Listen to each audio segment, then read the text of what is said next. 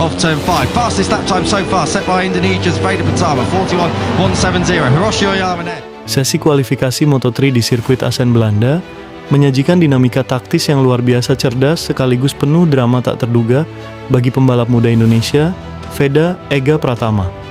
Meskipun sempat bertahan kuat di zona 3 besar hingga detik-detik akhir kualifikasi, posisi start Veda terpaksa tergeser oleh last time attack ekstrem dari para rivalnya.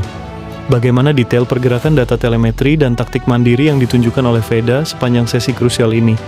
Dan bagaimana perjuangan melelahkan Veda dari Q1 terlebih dulu? Sebelum lanjut, like dan subscribe dulu channel ini. Sudah? Yuk kita bahas.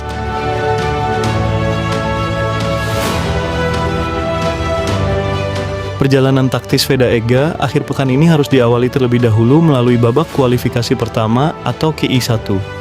Pada sesi ini, Veda menunjukkan manajemen ban dan pace yang sangat baik. Di run pertama, ia langsung meluncurkan time attack bersih dan sempat mencatatkan diri sebagai pembalap tercepat. Memasuki run kedua, tingkat grip lintasan yang berubah membuat Veda kesulitan untuk mempercepat catatan lap time dari yang sudah diraihnya pada run pertama. Kendati demikian, modal waktu di awal sesi sudah cukup aman untuk membawa Veda menyentuh garis finish di posisi ketiga pada akhir Q1 yang membuatnya berhak lolos ke babak utama Q2. Berdasarkan data resmi 4 pembalap teratas di sesi Q1 yang berhasil mengamankan tiket lolos secara berurutan adalah Casey O'Gorman, disusul oleh Scott Ogden, lalu pembalap muda Indonesia Veda Ega Pratama, dan Matteo Bertele di posisi keempat.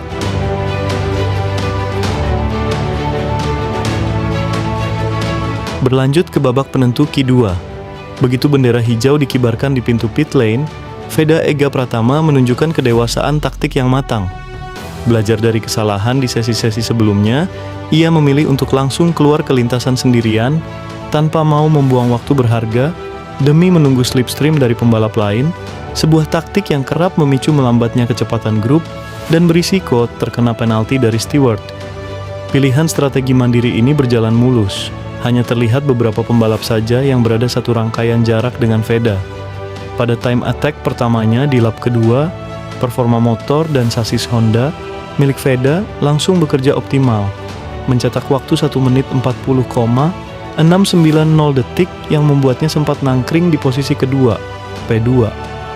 Menyadari ban pertamanya sudah mencapai batas maksimal, Veda langsung masuk kembali ke pit untuk melakukan evaluasi teknis di sisa waktu 9 menit, langkah yang juga kompak diikuti oleh beberapa pembalap papan atas.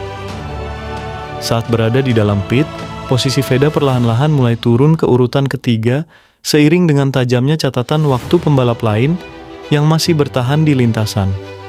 Di sisa waktu 6 menit terakhir kualifikasi, Veda Ega kembali keluar dari pit untuk mencoba peruntungan di run kedua. Sayangnya, skenario di Q1 kembali terulang. Veda lagi-lagi gagal mempertajam catatan waktu terbaiknya di run kedua ini, di mana catatan lap time run pertama miliknya secara data terbukti jauh lebih cepat, 1:40,690 berbanding 1:40,933. Veda sebenarnya sempat mencetak sektor waktu yang sangat kompetitif, ditandai dengan indikator bar merah pada panel timing, namun sayangnya momentum tersebut harus batal dan tidak dihitung akibat terkena pelanggaran batas sirkuit atau track limit.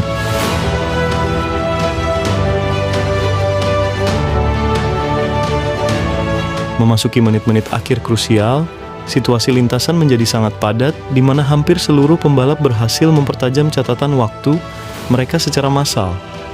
Akibat serangan waktu di detik akhir tersebut, posisi Veda akhirnya harus tergeser dan harus puas menutup sesi kualifikasi di posisi ke-7, P7.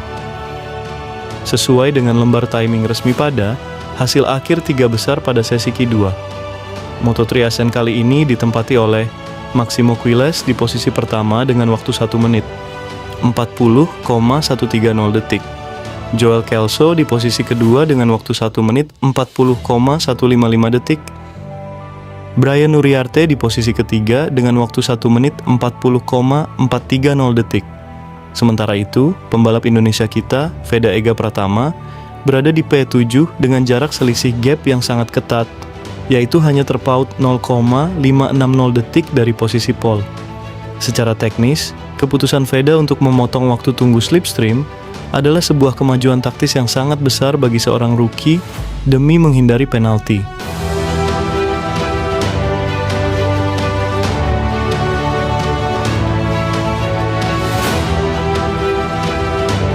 Melihat pace mandiri Veda yang solid sejak kuarter 1 hingga kuarter 2, memulai balapan dari posisi ke-7 memberikan peluang yang sangat terbuka lebar untuk bertarung di grup depan pada balapan sesungguhnya esok hari. Bagaimana prediksi kalian? Apakah Veda bisa langsung menyodok ke barisan podium sejak selepas start?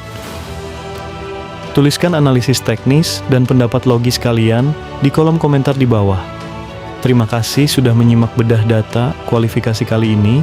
Jangan lupa untuk klik like, share, dan tetap subscribe channel ini untuk analisis terpercaya lainnya.